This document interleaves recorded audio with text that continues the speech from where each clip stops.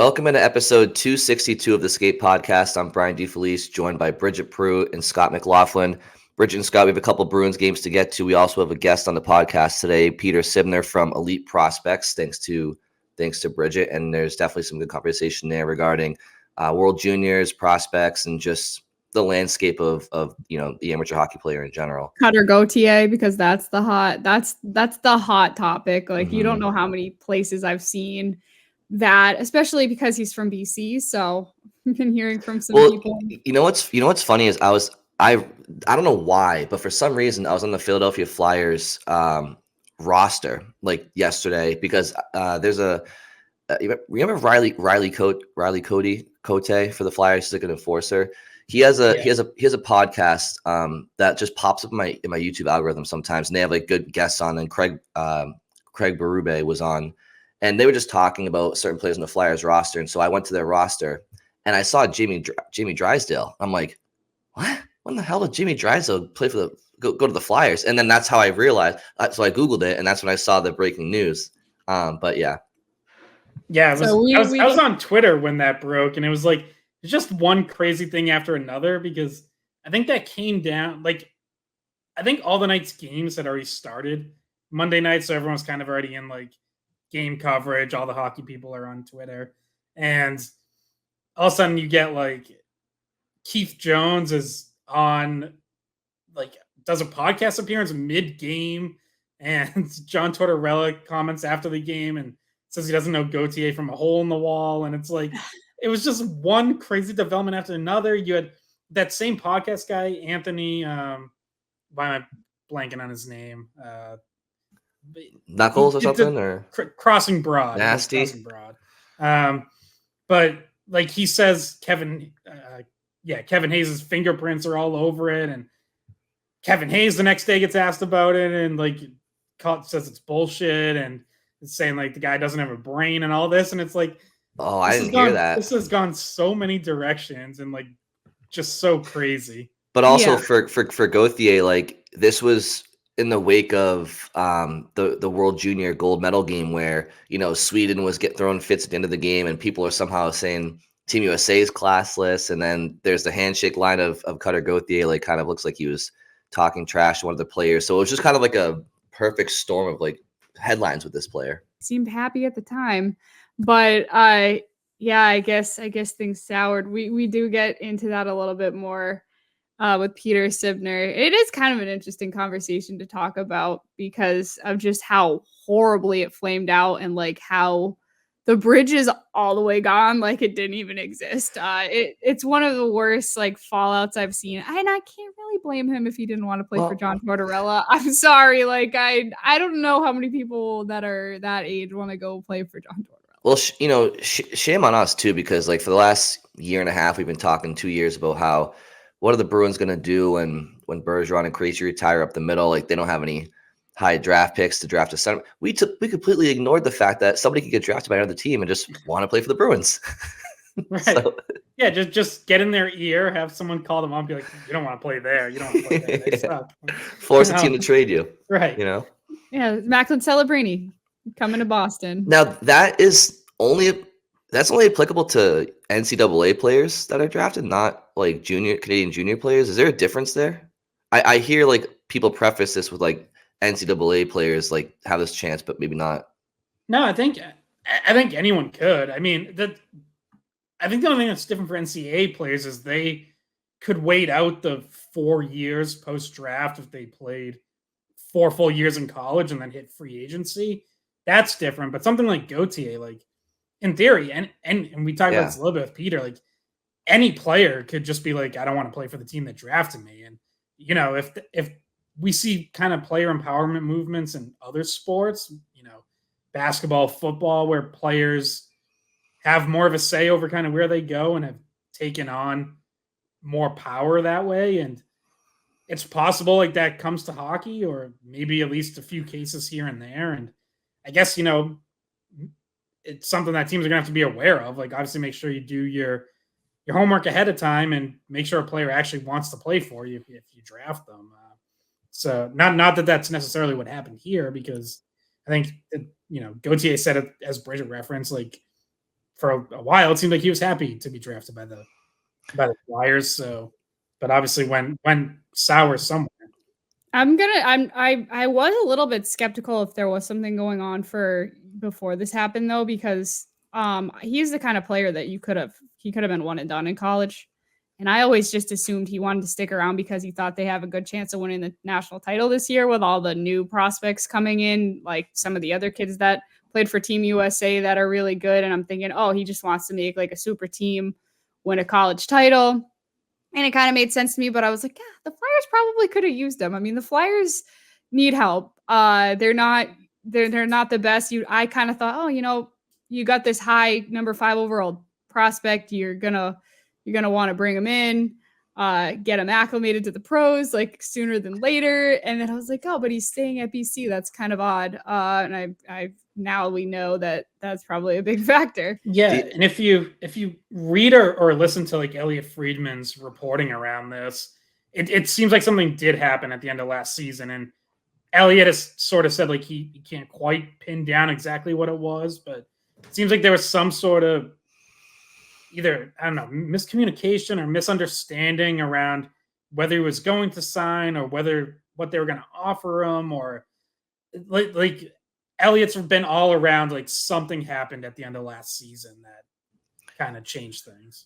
I'm on the case, guys. I'm on the case. I will find this out. I do have sources. The other detail that put my mind into a pretzel was when I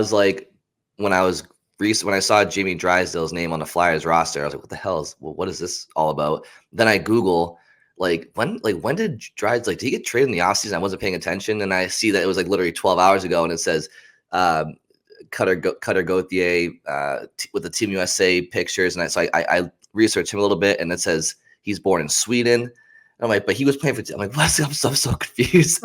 he is Swedish born. Yeah, because his dad was playing in Sweden at the time that he was playing. But so that's a good story to follow. It's fascinating when something goes against the grain like that. Also, if people are now interested in Cutter Gauthier and tune in to watch BC games, he's been centering a line with 2 Bruins prospects. His wings have been Oscar Jelvik and Andre Gasso. So even more reason to watch. Speaking of the Bruins, we do have about just over 20 minutes remaining for this episode. So why don't we jump into the opening shifts? And Scott, we'll start with you. Yeah, well, it's been a tough 2 games for the Bruins, not just because they lost to Colorado and Arizona, both 4-3 losses, Colorado in a shootout, Arizona in overtime. So they get a point, but the injury bug has struck, and Bridge is going to touch on this as well. But I'll start with the big one, which is Linus Ullmark leaving Tuesday night's game in overtime after trying to make a save on Logan Cooley. Sort of, he's going down, but at the same time reaching up, and kind of goes into the splits a little and doesn't get up. Just lays on the ice, clearly in pain. They had to stop play. He needed help getting off. He wasn't pushing off at all. He was just being held and kind of gliding all the ways to the bench, and then needed help getting down the tunnels. So doesn't look good. There's no update after the game from Jim Montgomery. There probably won't be one on Wednesday because the Bruins are completely off. It's a travel day to Las Vegas for them. So the earliest we'll probably hear anything is Thursday's morning skate.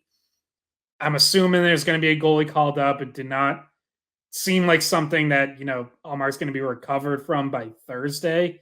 But obviously we're awaiting word on the severity. And I know, we're going to get more into what their options are, what things look like if he's out longer term. But, for now, all we know is that he left the ice in quite a bit of pain, and, Bruins might have to call someone up here. It wasn't great to see him not even striding on his own, just like kind of being guided over. And you watch that one play and it's in overtime, and it's like, all right, if Pastrnak would have scored on that breakaway, Ullmark leaves the game, and that play never happens. And you kind of think about like the Bruins needing to finish games early, because it does put stress on your players, and you give yourself more time to get injured, and we saw that happen in overtime with Ullmark. Yeah, Charlie Coyle absolutely robbed towards the end of regulation too. Yeah, there was chances to end it in regulation. There was chances for not to make it that far, and you see what happens. Very unfortunate. Obviously, you can't predict that, but you play more hockey, you have more time that you could get injured, and that one was a little bit fluky. But sometimes those ones that seem like they come out of nowhere that look like a regular play, those can sometimes be the worst ones. And it looked really not good. So we will keep you posted on that. But first thought was like, oh my God, that could be the season. And then if that's a season for him, what does that mean for the Bruins? Is that the season for the Bruins? You don't. It shouldn't be it's when a you huge have loss. when you have another number one goalie. It shouldn't be. They're Yeah, in a better but position than other teams. to go to my opening shift, you lost 3 really important players over the last 3 days, right? You potentially lose a goalie for we don't know how long. You lose Brendan Carlo, who's been probably your best defenseman this year. We're still waiting on an update for how long he'll be out, but he missed last night's game and against Arizona, and Matt Poitras goes down, which is a center, and those are all 3 really important positions for you to not have injuries start coming. So you get one goalie, one defenseman, one forward in the last 2 games all going down, and the same thing as what Scott said for Ullmark. We do not have an update on Poitras and probably will not until Thursday once again. But he fell. This one was also not like a huge hit or anything like that. He just braced himself and he landed on the ice with his right arm first, and it just like jammed or something. And he went to the bench, was in a lot of pain. You could see Nesson showed it, like his facial expression when the trainers were talking to him. And then eventually a minute or 2 after trying to like shake it off on the bench, he goes down the tunnel, doesn't come back. So those are 3 big pieces that if they're long-term injuries, it's going to put a lot of pressure on the Bruins and different players to step up. So for me, in recent weeks, recent episodes, we've been talking about the fourth line, and there's a lack of identity. And historically in the NHL, any successful team, you have a fourth line that has some size, some physicality, some grit, can score, and defensively reliable. But the Bruins don't really have that right now. And you can't force something to happen if you don't have the personnel. So maybe you try to find an identity that caters to what you do have in the system. And recently they've been going with, they call up Jesper Boqvist. And in the most recent game, you had Jesper Boqvist centering Johnny Beecher and Danton Heinen. So because the Bruins don't have, and the game's changing also, but because the Bruins don't have, the Merlot line of old, they don't have that personnel. Lauko's not it. Steen's not it. Well, how about a fourth line identity of speed, reliability, and an opportunity to actually produce offense for them? And I think Boqvist, Beecher, and Heinen could provide that. The fourth line has 2 goals in the last 2 games. I know the Colorado game, Steen was in there, but Johnny Beecher scores against Colorado. Jesper Boqvist scores in transition on a nice shot against the Coyotes. And I kind of want to see them keep that threesome together for a little bit here. I know Matt Poitras goes down with an injury, so it might cause a ripple effect, but I see that as an opportunity to maybe potentially recall Merkulov if they want to maybe kind of pound for pound replace what Poitras might be able to bring. Because I kind of want to see a fourth line form an identity, and I think that I kind of like what I'm seeing with those 3 last night.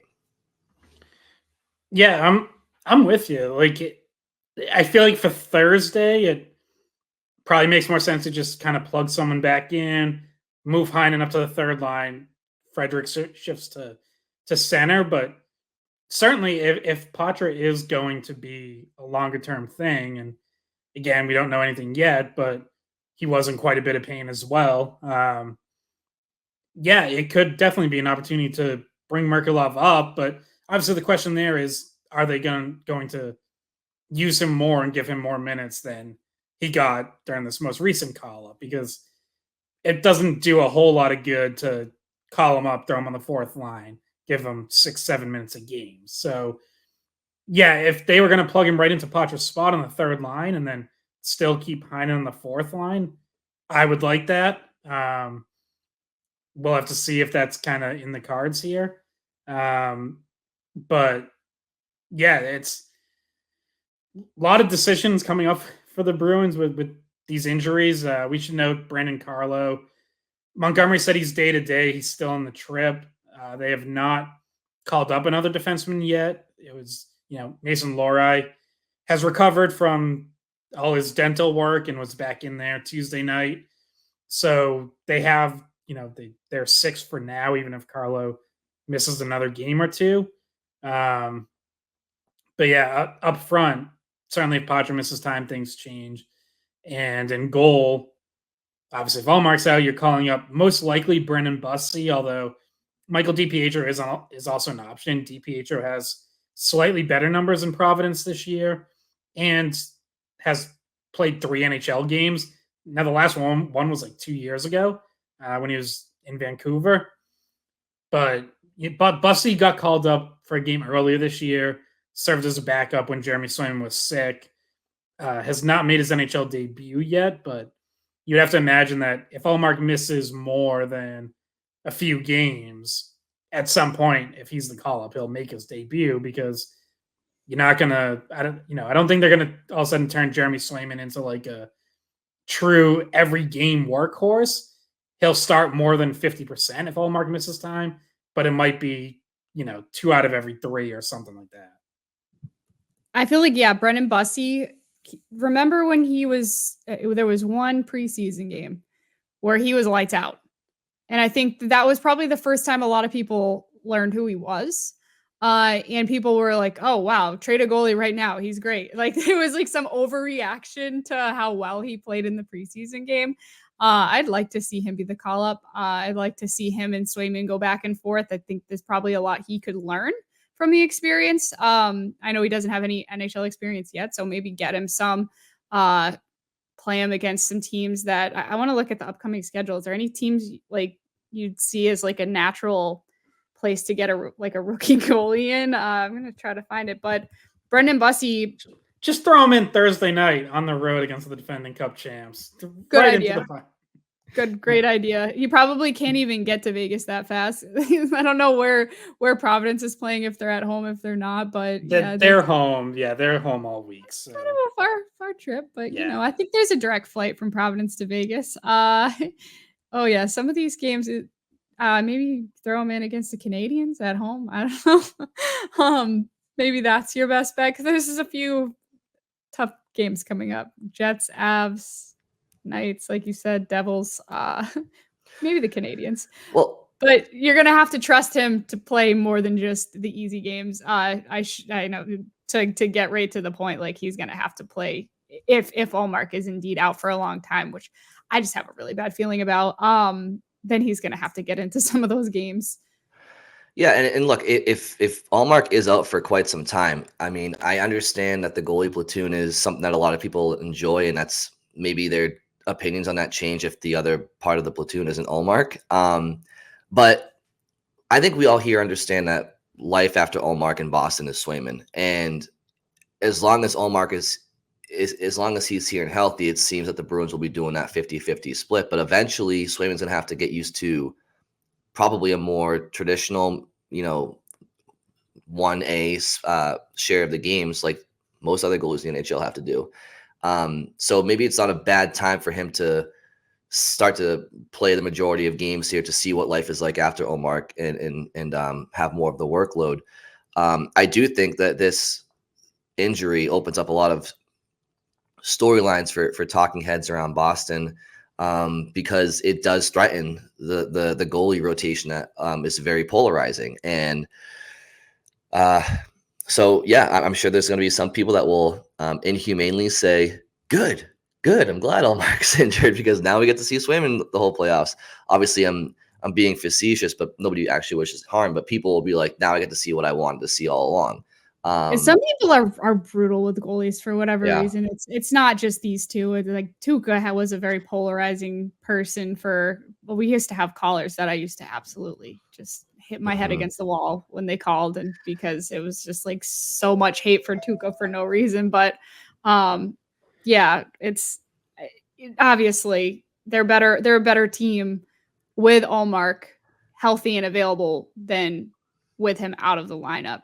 Now, the question is just how much does it affect their record from now until the end of the season? If it is, God forbid, if it is a season-ending injury, how much does that change how many points they're adding? Like, you have to think that he's good enough. He's good enough to win you a few more games than you might win now, because Swayman's going to be more taxed, and it's just been working for not just this year, past years. So like, how much does that affect where you end up in the standings by the end of the season is really the question.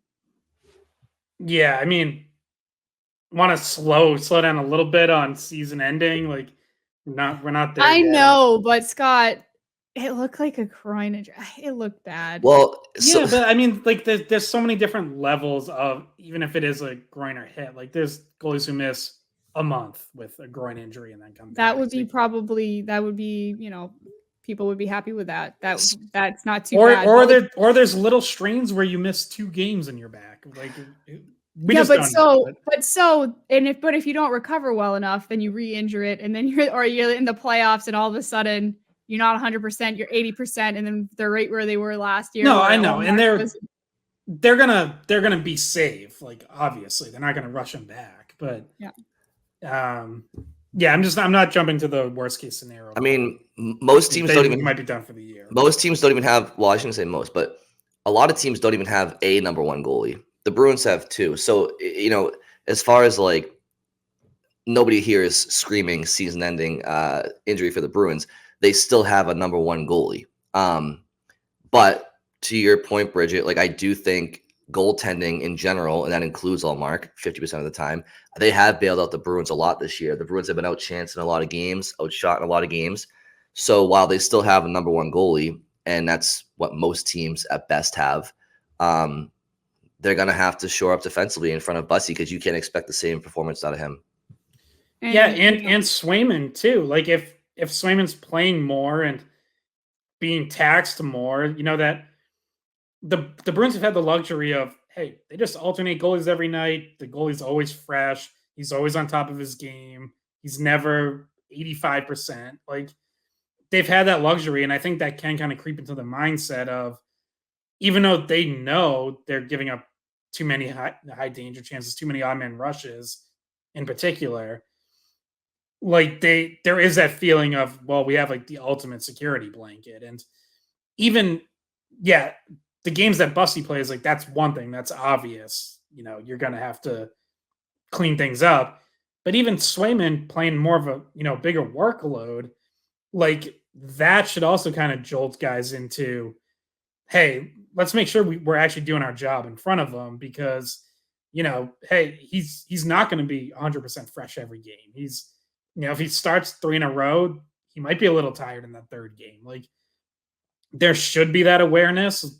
The goaltending has lifted up the rest of the team so much this season, and is the biggest reason they, have one of the best records in the league. There should be sort of a team-wide mindset of, okay, now we have to lift up the goaltending. Like, now they need our help. So you would hope that guys are kind of feel that way if Ullmark's going to be out for a little bit. And it definitely wasn't an ideal situation to have Swayman sit the entire game and then come in with 2:20 left in overtime and try to go from being completely cold to trying to steal you another point. So that wasn't ideal. Obviously, the Bruins end up losing that, but with a very weird overtime. Pasternak had 2 chances to end it on breakaways. He almost always does too. You're like, oh, okay, this is it, and then it's like, no, okay. Oh no, this is it. Nope. All right. Didn't end up. I was like, oh, it's gonna go to the shootout. Nope.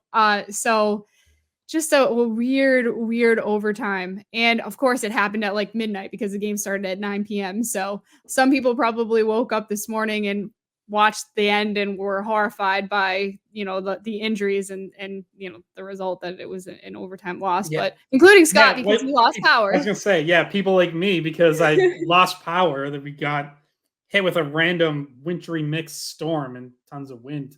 You're in Lowell, you're in Northern Mass. You guys got whacked with it. We got, it was like 52 degrees, but like this horrible rain and flooding and down near where I live. So I know people today are, probably still dealing with some of the effects of that storm. We've gotten hit a few times this week. You know what I will say though, that so I listened to the rest of the game on the radio because I could still do that at least, and then when I watched it this morning, Wednesday morning, because I knew the injury was coming, maybe I paid a little more attention. And there, in the third period, Ullmark made like a very acrobatic split save, and then like maybe a minute or two after that, there was a play where I was like, I wouldn't have noticed it in real time just watching live, but I kind of thought to myself like, is he getting up a little slow there? And it was hard to tell if like because there was a whistle, he was just taking his time, or if he was actually maybe already dealing with something. But it stood out, like knowing that there was a more serious injury coming. So I kind of wonder if maybe he might have tweaked something earlier, thought he was fine, and then obviously tweaked it worse the second time in overtime. I know, Scott, you got to get out of here soon. Is there anything else you wanted to talk about before we send it over to our conversation with Peter Ebner? I think we have to touch on the David Pastrnak discussion off of Monday night's game. What was game. that all about? This is insane. Like, I can't believe this blew up as much as it did. I couldn't believe it. So, look, Pastrnak had an off game Monday night. Absolutely. Like, even during the game, it seemed, Brick mentioned on the broadcast a couple times, Jaffe and Razor post game said it, like, for whatever reason, he just seems to be fighting the puck. He lost it a couple times on turnovers, bobbling it, mishandled a couple passes. It happens. And then you go to the shootout, and he has, if you strip it of all context, yes, it looks like a very lazy shootout attempt where he just moves in slow and fires 5-hole right at the goalie's stick. Like, but people that I would expect or hope better from, calling it lazy, saying like he wasn't trying or he didn't care, he should be benched, he should be suspended by the team for a game, is unbelievably embarrassing. Like, those people should be so embarrassed today, because David Pastrnak before Monday night was 3 for 3 this season on shootouts and penalty shots. Only one of them did he deke. The other two, what did he do? He came in slow, hit his shot, and did that slingshot snapper off the hip that we've talked about, that everyone marveled over at. How is he shooting that so hard? He took the same approach on this shot, and clearly what he was trying to do was hoping that the goalie, Alexander Georgiev, was going to expect that slingshot move, and he tried to quick release 5-hole, catch him off guard. It didn't work. Credit to Georgiev. He saw it coming and closed the 5-hole. But it's like the idea that Pastrnak doesn't care about winning, or like didn't want to score there, or just like threw away a shot. It's like, what are we doing, guys? Like, who are we to judge one of the best to ever do the shootout? Like, it's just you gotta trust that he knew what he was doing there. I don't think he's the kind of player that's like, yeah, I'm just gonna take this one off. There's 8.7 billion people in this world. David Pastrnak is one of the top 3 in the world at scoring hockey goals. You don't get to that level by not enjoy scoring goals and wanting to score goals. Scott, you nailed it. He was trying to throw the goalie off pace, knowing that the goalie was expecting one of those, rifles, and, had it gone in on the 5-hole, which, by the way, one of the most common moves in the NHL is like when players come like forehand, backhand, and just barely slide it through the 5-hole at like a mile an hour. Kind of like a no move. Yeah. So like if that puck goes in, everybody's tweeting out pasta emojis. But and oh my God, he's so genius for changing up the pace of his shot. But yeah, Scott, I want you to text me offline some of these names because I didn't see this. So I'm curious who should be embarrassed. But yeah, there's a certain big name afternoon show host on a different sports radio station. Oh no, he would never. Yeah, he would never say that. He's always so level-headed and. Yeah. Well, anyway, yeah, I also agree that was a crazy story. I can't believe after all that kid has done for the team in the last, 10 years really, but the last 2 years, it's like crawl back into your holes. All right, yeah. So we're probably good to pass this along to our interview with Peter Sibner of Elite Prospects. So thank you all for listening to this portion of the podcast, and enjoy the interview. We are joined by Peter Sibner. Peter Sibner is the head of Elite Prospects. He's been doing that for 12 years. Peter, it's great to have you with us. We have a lot of things to talk about with you, from Bruins prospects to some of the local college hockey players that get kind of a little bit famous in town. Macklin Celebrini, I know Scott went to BU, by the way. So he's going to want to talk about a little bit about BU, I know. So Peter, thank you for joining us. Thank you. It's a pleasure. And I'm gonna let Scott go first, because I know, Scott, we're just coming off of World Juniors, and obviously that's a big stage where you get to see so many different prospects for so many different organizations. And if you're a Bruins fan, you're tracking certain people. Even if you're just a hockey fan, you're tracking so many different guys that you think you might see in the NHL in maybe a year or two. So, Scott, I know you had a question to do with that.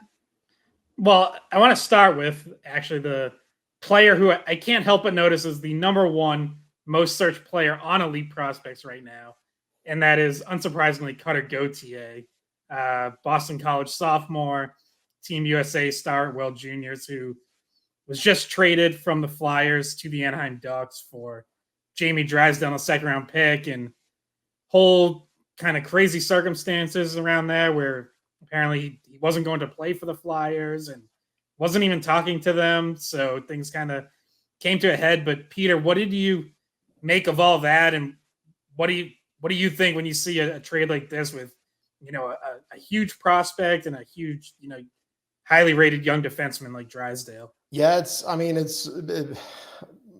there were certainly waves, right? He's just coming off. I thought, to go back to the World Juniors, that was one of the best American World Junior teams I have ever seen. From a team perspective, they essentially had 3 first line, and Cutter Gauthier himself. He struggled to score a little bit. He didn't score, I think, until he scored that big goal against Finland. But he was a really good player. He had 2 goals, 8 assists, coming off a big win. And then this happens basically the next day, or at least, on Monday, the week after, the Tuesday or Monday or Tuesday after the World Juniors. It was just, I couldn't believe it. That said, I had heard some rumors that there was one player on the U.S. team, a high draft pick, that were apparently not looking to play for the team that had selected him in the draft. So I was kind of curious, who could that be? And, it all became obvious here Monday night, of course. We don't see this a lot, guys. It's a pretty rare thing, but to be honest, I think we're going to see more and more of it, especially the guys coming out of college, with college now being such a breeding ground for prime NHL players that it is. You put up some good numbers in World Juniors, you put up some good numbers in college, and all of a sudden you have something to negotiate with, right? And looking at the trade, I don't really know. Drysdale's been injured. Where does he stand right now? I know he can certainly be a number 1 defenseman for a team in the NHL. We've only seen glimpses of what he can do at the NHL level, I think. But to be honest, I think Anaheim won this player for player. They certainly did, because Cutter Gauthier he can score 100 points in the NHL, and the Anaheim Ducks will have maybe the most scary forward prospect pool in the league moving forward. That said, rough hand to play for the Flyers. If the kid doesn't want to be there, they needed to make a move. Just like Jonesy said, they got to make the move, while his value is at an all-time high. If it felt like the Flyers kind of optimized that situation, right? It's as you mentioned, it's a tough hand for them to play, and their comments were really interesting. Like they applauded the other GMs around the league because if that situation got out that the player didn't want to be there, then there's less leverage for the Flyers, and everybody on the league played it very well, and that probably goes a long way for GM relationships and whatnot. No, but it was certainly, I mean, such a splash. We had a funny video with him during the World Juniors where he where he had to admit that he was a Pittsburgh Penguins fan growing up, and of course that one blew up right after the the trade was announced. So it was kind of funny, but as college kids becomes, I mean, their value is going up. NCAA, the hockey is just getting better and better and better. It is more common for players now to take a year or two in college, even as really high draft picks. And it's just another window, another 1 or 2 year showcase for them to put some pressure on the team that will eventually have to sign them before the window closes. I mean, they can only sign them for so long. So I think we're going to see more Cutter Gauthier situations pan out in the future. We've already had one or two, but this was certainly the one that made the biggest waves. Scott, correct me if I'm wrong. Is that what happened with John Farinacci in the offseason? Yeah, so his rights expired with Arizona. I don't know if that was his decision, their decision, but in his case he had reached like the 4 years post draft and went to free agency. Peter, I had a follow up on that because you mentioned kind of the sort of these college kids draft picks maybe trying to bet more direct where they end up. Do you see that becoming kind of a trend? Because I know in this case, Philadelphia said right after the draft, there's even video of it, Gauthier saying he was, excited to be a Flyer and seemed on board with everything. But our team's going to have to be more aware of, who is willing to play for them, who's actually going to be excited to be a part of their organization. The kids will always say that, right? No one since Eric Lindros has basically said, I will not play for that team. Trade me right now.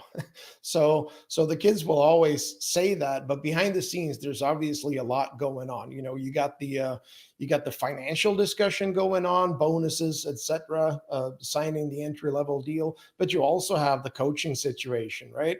So in this case, of course, John Tortorella being who he is, I can imagine there's definitely some young kids out there that might, be a little scared to play for him. I don't know if that factored into the decision at all, if it was a money thing, if it was a, relationship going sour thing. Maybe he didn't want to play for a team that might be, struggle to make the playoffs for the next few years. I don't know what went down in this particular scenario, but of course, this could have opened the floodgates because for every drafted kid, there are these discussions going on between him and his team, and especially in the college situation where he's putting up great numbers, getting a big showcase, highly touted, and hasn't signed yet. So if anything, I think Cutter Gauthier may have opened the door for more players to do what he did. I'm not saying that's necessarily the case, but certainly now they have an even more prominent case to point to. It certainly goes against like the culture of, like you see some of the older generation of hockey players weighing in about how much they hate this. Yeah. And I think that one of the main reasons why they hate it so much is that he, according to the reporting, he's refused to even meet with them, which seems unprofessional. So I think that if I'm right, I think some of the Flyers management flew to Sweden to try to talk to him during World Juniors, and that fell through. So then this whole thing became completely a burnt bridge with everything. Yeah, that's what I know.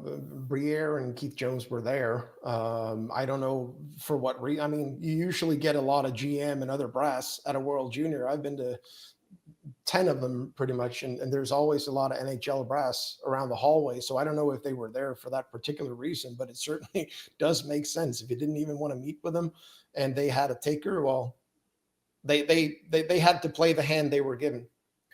Yeah, I mean, Adam Fox is probably the prime example right now across the league of this situation turning into stardom for the team that didn't draft him. But speaking of Adam Fox in Team USA, Peter, so Team USA wins gold for the 6th time in 20 years. I'm not the biggest math person, but what's that, Scott? 30%, give or take? Right. Yeah, right along those lines. Right along those lines. So just maybe your opinion on the international landscape at the World Junior level. Obviously, Team USA has always been a threat, but they're just getting better and better. And yeah, just great success for them. And what'd you make of? You mentioned that this was their best team. You think one of their best teams they've showcased. Yeah, from a team perspective, I thought it was because they had a little bit of everything, right? The depth was just, we've seen potentially more skilled individual players over the past few years, more highlight reel goals and whatnot. But from a pure go there and win the tournament perspective, I think this was one of the most impressive teams that I can remember. I remember the 93s with Seth Jones and Johnny Gaudreau, I guess. They had a really strong team that year. But yeah, this was a machine. They were there to win and they pulled it off. And I think they played their best game of the tournament where it mattered the most, which was the championship game. If you've ever played or been to Scandinavium, it's a crazy arena to play in. 12,000 people, all of them wearing yellow jerseys, loud as hell. It's hot, very hostile environment, and they just go out there like professionals and just push the button and win it. So I was really impressed. What is I guess I should preface this for people who might not know. And correct me if I'm wrong, but you're originally from Sweden, live in the US now, so you really are kind of the perfect person to talk to about this. But what has the reaction been like in Sweden? Because they're hosting, they haven't won in a while. Feels like, this could have been their year or a team of destiny for them. Ends up not happening. And then the World Junior, the gold medal game really ends kind of ugly with, some fighting, punches being thrown. US is kind of giving it to the crowd a little bit. What's sort of been the fallout over there? Well, I mean, the fact that we don't win World Juniors a lot, that's been a topic of conversation for a long time because we certainly had the teams to do it, we felt like, right? I mean, we've lost to the US a couple of times. We've lost to Canada fairly recently. And of course, these guys, the 04s, the 05s, they've been going up against the Americans now in the U18s a couple years in a row. So this was a bit of a rivalry brewing here. These guys have been playing each other a lot over the past couple of years. So I say in Sweden, the Swedish crowd, obviously very riled up there at the end. But from a discussion standpoint, I think the discussion now is, okay, we're still not winning World Juniors. This was the best team we've had in a long time, home ice, and we still can't pull it off. Well, it's a country of 10 million people. Obviously, our talent development system is one of the best in the world. The NHL player per capita ratio is extremely high, but we gotta take note of what the Americans are doing, because it's not just Canada anymore. It's definitely, I'd say, the Americans have the best talent development system in the world right now. And I think in Sweden, we're looking at USA Hockey, like, what are they doing? How are they succeeding? Not just breeding really good hockey players, but also making them be able to win, preparing them for the winning moment, right? And so obviously now compared to say 5-10 years ago, there's a lot more foreign players coming to play in college, like in the NCAA. We see some really, Willander was on Team Sweden. He plays in college over here. So do you think that maybe that if more Swedish players or European players in general were willing to travel over to the US and play college hockey, that the product might, they might see a little bit of a boost there? Definitely. And I think, 20 years ago, going to college was the outlier option, right? That was what 20, 21-year-old players did when they didn't really have any other good option. Now it's a prime viable alternative for an 18-year-old Swede to go and play college. The hockey in college is so much better now than it was. I mean, it was good 10, 15 years ago, but the product is growing. Agents are now recommending their players to go to college. Certain players are certainly better fit for that than going to play Canadian Major Junior, or maybe play 5, 6, 7 minutes a night in the Swedish Elite League. So I mean, college has definitely, it's up there at the top now as for an avenue to make it to the NHL. And Swedish clubs, teams know that. Swedish players know that. Their agents know that. And I think it's just a matter of time before the product NCAA hockey, which is basically nothing in Sweden. You can't, I mean, you have to go on an online IPTV stream or something like that to even see it. I think that could be emphasized a little bit more too. Yeah, Peter, I mean, I think we have an international feed. I'm a college hockey broadcaster. We have international feeds for most of our streams. I have no idea what it's like to try to connect to them because I'm not from Sweden, but I know we stream internationally, and there's like a player from Russia that her Yeah. parents listen in and different things like that. Yeah, I watch it all the time, but you know, I really think the European audience, you know, we're doing at Elite Prospects, we're doing what we can. We're heavily promoting the Beanpot, for instance. We always travel to the Beanpot and cover that, you know, that tournament or that event, if you will, extensively. We try to put out a lot of stories about Europeans playing college hockey. So we're certainly doing our part, but the product is too good to be ignored from a media perspective. Peter, these guys will have some specific questions probably regarding Bruins prospects and some local talent. But before they do, I'd be remiss if I didn't ask you this question because I've been following Elite Prospects for a while.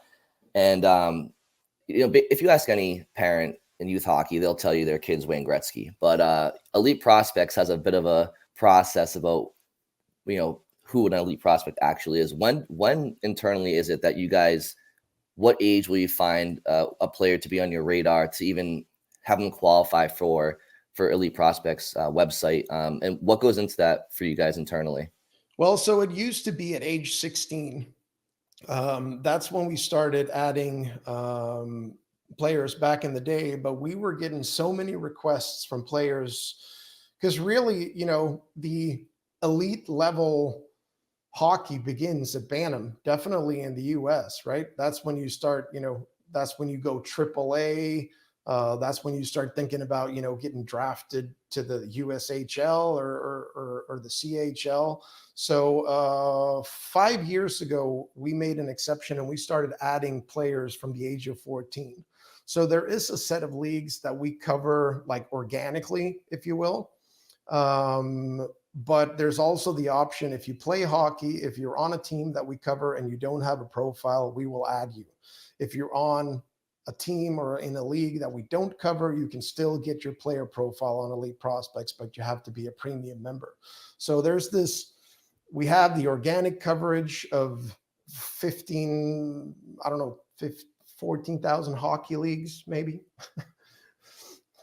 So it's a mixed bag, really. Like the AAA leagues in North America, a lot of the good high school leagues, we will cover those organically. So we will make sure we get the roster up there, we will get the stats up there, but we won't update your individual like height and weight on an annual basis. We will do that basically once a year. So that's where we've seen a lot of growth in paying subscribers now. It's kids looking to take control of their profile, have access to their profile, and you know, update height and weight and get cool looking pictures up there. So, but generally age 14 in North America is when we start adding players. And if you call us up and say you're a peewee, we will probably not add you unless you took part in one of the very few peewee tournaments that we cover. So we try to keep it at age 14. We probably won't go lower than that. And you guys probably had your work cut out for you a little bit. The PWHL just started. That's a big league to be added to Elite Prospects. I've actually been, so I'm one of the broadcasters for the Boston team, and I've been on Elite Prospects every single day, like taking notes, like clicking every player bio profile. When did they play at college? When did they go to the Olympics? Like medals, like it's really well organized for people. If you're trying to learn about players, like you can just search, click, it'll give you like a list year by year of where they played, what, and some of their like accolades, like say they're an NCAA champion or silver medalist or what have you. Usually it's all listed right there. So it's been a huge help for me going through learning all of these new teams in the PWHL and preparing for my broadcast. So that's probably been a big thing for you guys over the past, I don't know, it's only been like under 2 weeks. Yeah, I mean, they didn't have much of a runway to launch the league, really. I mean, the teams still don't really have names, and I mean, it was tough the way everything happened, right? The PHF folding I and know. still moving out of the darkness of the pandemic, really, with everything from sponsorships to whatnot. So I'm really impressed with what they have done so far, because I know launching a brand new brand like this, it's not easy. There's a lot of opinions, there's a lot that goes into it. So at this point, I think the PWHL has done a great job. And this is so important for women's hockey to have a professional level, because as of right now, when you're 22, 23 coming out of college, it's the national team and not really much else for North American players. You can go to Europe and play in the pro league, but that pro league is not really that high of a level. You don't get paid at all. Basically, you get your accommodation paid for, basically. So I think this is a massive step. The PWHL so far, they've done it really, really well.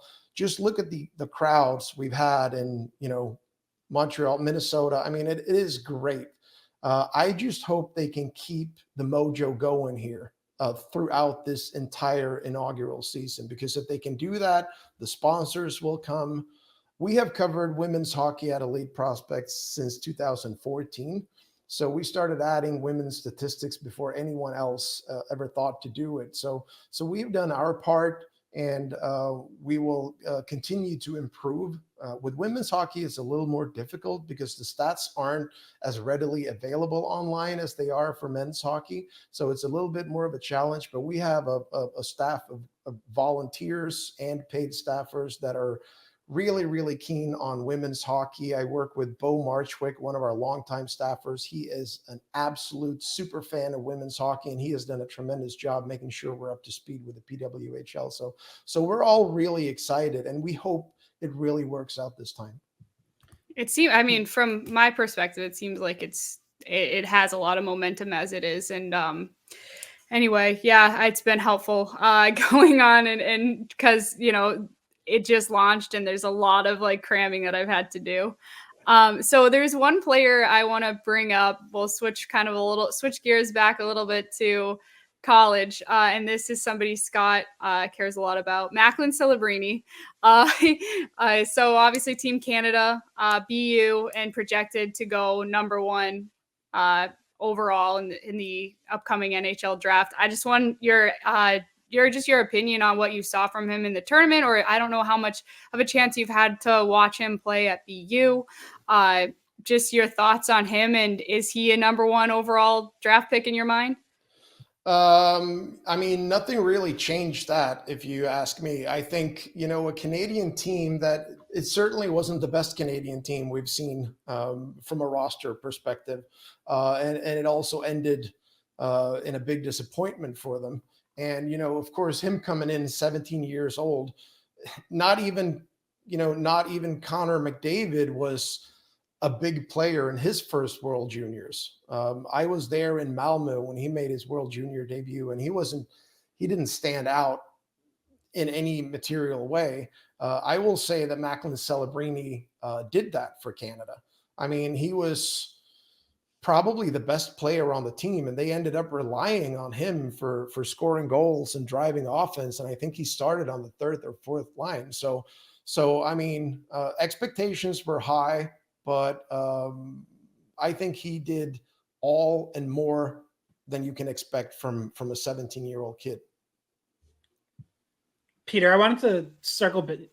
We had talked about Swedish players maybe coming over to college, and wanted to tie this to the Bruins a little bit, because they've made a habit in recent years of drafting out of Sweden, and specifically like in late rounds, they've targeted guys who were maybe still a year away from coming over to college. And, there was 2021, 3 of their first 4 picks were all Swedish. There's Fabian Lysell, obviously went the major junior route.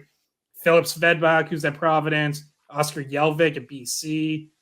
The next year, Donzos Melis is Latvian, but was playing in Sweden. He's at UMass now. Their last 2 picks this past year were out of Sweden. Especially starting with that 2021 draft, does that kind of send up some, an antenna for you, where when you see a team kind of suddenly drafting all out of one spot, or is it sort of just random luck of the draw that that maybe the board just fell that way? Yeah, so I mean, they're not the first team to do that, right? They've got, you all remember PJ Axelson, I guess, from his playing days. And if you know him as a person, he's a very lovable person. And he loves to be around the rinks, and he does he's their director of European scouting, I believe.